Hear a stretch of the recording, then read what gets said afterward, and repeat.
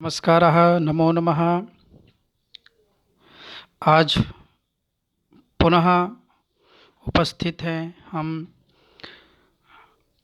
चर्चा करने हेतु महर्षि पतंजलि संस्कृत संस्थान भोपाल द्वारा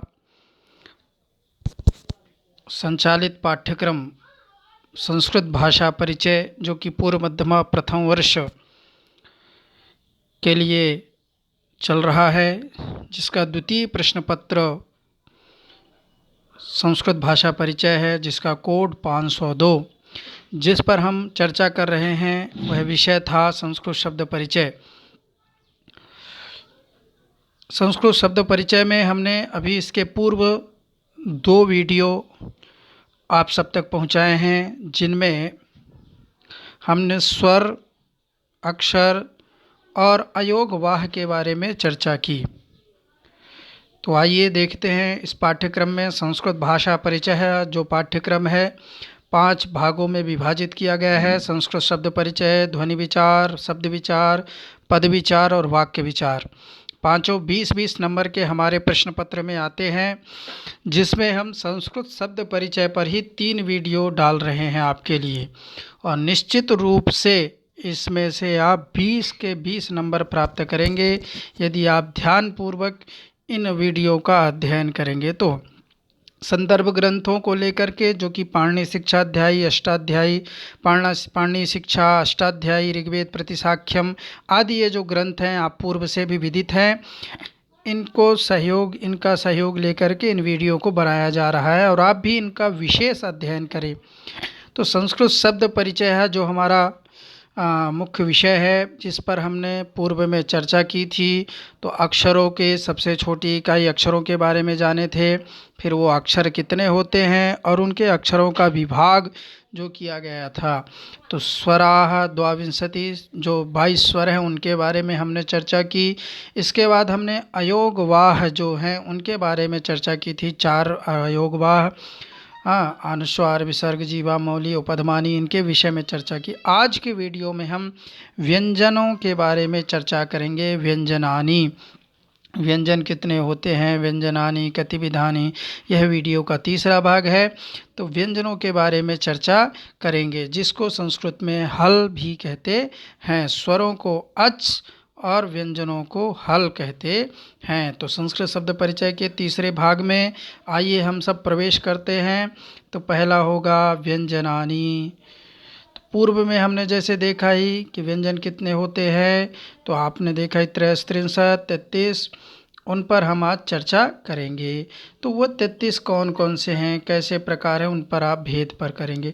तो व्यंजन पहले ये जाने, व्यंजन क्या होते हैं। तो व्यंजन क्या है, स्वतंत्रतया उच्चारण नहीं होता। जैसे स्वयं राजन्ते स्वरा, स्वर स्वयं से उच्चारण होते हैं, लेकिन व्यंजन का उच्चारण स्वरेण सह व्यंजनानि उच्चार्यन्ते, स्वरों के साथ व्यंजन का उच्चारण किया जाता है। एक और इसकी परिभाषा है अन्वग भवतीति व्यंजनम।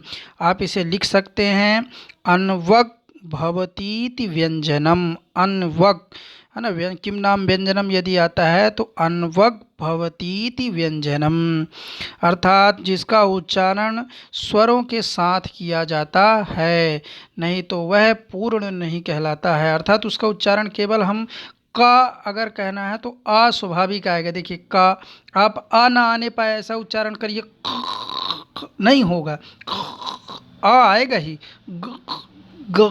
यहाँ तक आएगा, लेकिन आप आ का उच्चारण गा करना है, आ का सहयोग लेना पड़ेगा। गी कहना है तो ई का सहयोग लेना पड़ेगा। गु कहना है तो ऊ का सहयोग लेना पड़ेगा, है ना। गे कहना है तो ए का सहयोग लेना पड़ेगा। इस प्रकार हमें स्वरों के बिना हम व्यंजन का उच्चारण नहीं कर सकते, इसीलिए कहते हैं अन्वग भवतीति व्यंजनम।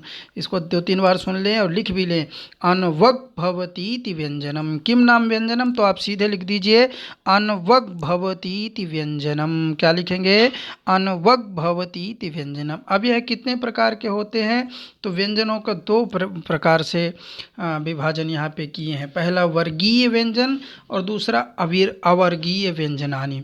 तो वर्गीय व्यंजनानि अवर्गीय व्यंजनानि, अतः व्यंजनानि कतिविधानि, द्विविधानि, वर्गीय व्यंजनानि अवर्गीय व्यंजनानि।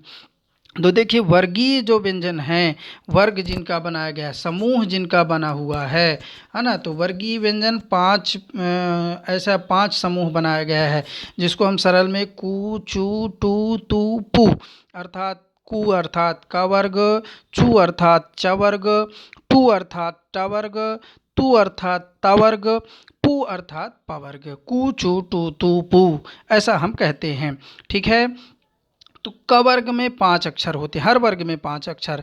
क वर्ग है तो क ख ग घ, च वर्ग है तो च छ ज झ ञ, ट वर्ग है तो ट ठ ड ढ ण, त वर्ग है तो ता था दा ध न, और प वर्ग है तो पा फा बा भा मा।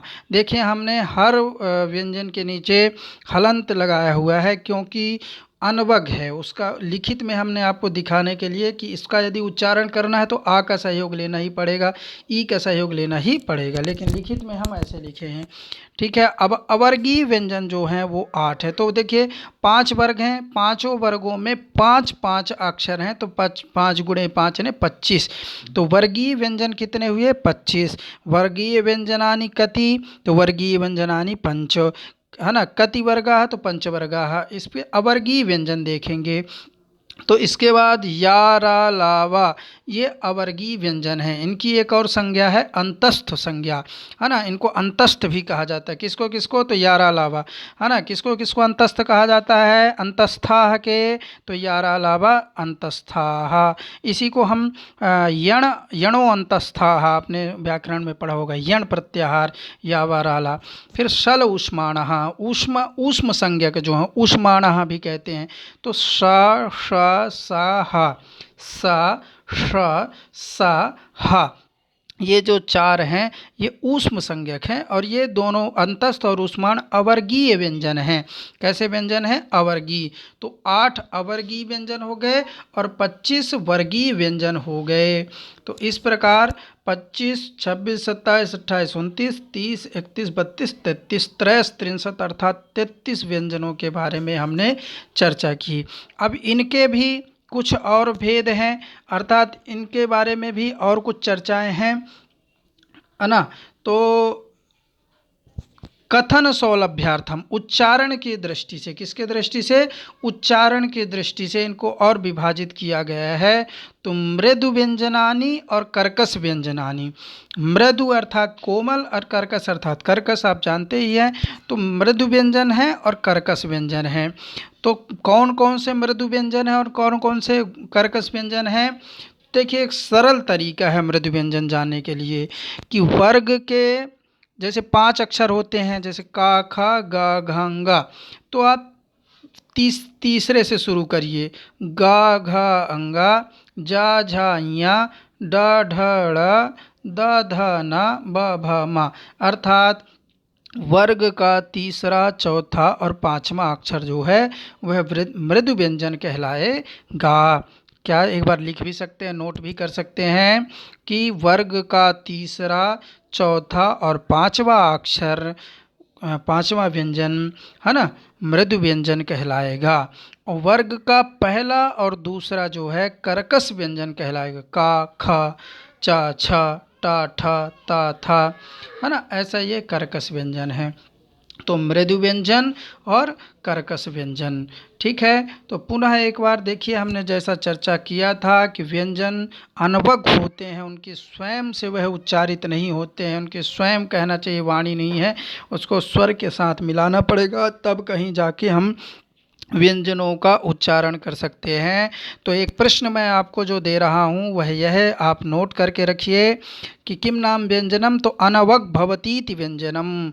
ठीक है, इसमें मैं लिखा नहीं हूँ, लेकिन आप जानिए और इसे नोट भी रखिए। इस प्रश्न में भी नहीं है, लेकिन आप इसे याद रखें, किम नाम व्यंजनम अनवग भवतीति व्यंजनम। फिर अब देखिए प्रश्न है कुछ व्यंजन से व्यंजनानि इत्यस्य अपरम नाम किम, व्यंजन का दूसरा नाम क्या है? या फिर कभी कभी आ जाता है कि व्याकरण के अनुसार व्यंजन का क्या नाम है, तो आप लिखेंगे हल। व्यंजनानि इत्यस्य दूसरा नाम, अपरम नाम हल, है ना। फिर व्यंजनानि कति, व्यंजन कितने होते हैं, तो हमने बताया ही कि 63। फिर व्यंजनानि कतिधा, व्यंजन कितने प्रकार के होते हैं, है ना, तो वर्गीय व्यंजन, अवर्गीय व्यंजन। फिर इसके बाद वर्गीय व्यंजनानि के वर्गीय व्यंजन कौन कौन से हैं, तो कुचु टू तु पु अर्थात क वर्ग, च वर्ग, ट वर्ग, त वर्ग। अवर्गीय व्यंजनानि तो या वाराला और स ये अवर्गीय व्यंजन हो गए जिनका वर्ग नहीं है। फिर हमने स्पर्श संज्ञक बताया था कि स्पर्श संज्ञक कौन से हैं, तो यड़ो, है ना, स्पर्श संज्ञक वर्ण कौन कौन से हैं, अंतस्थ संज्ञक कौन कौन से, यणो अंतस्थाः। ऊष्मा संज्ञक कौन कौन से हैं, है ना, मृदु व्यंजन कौन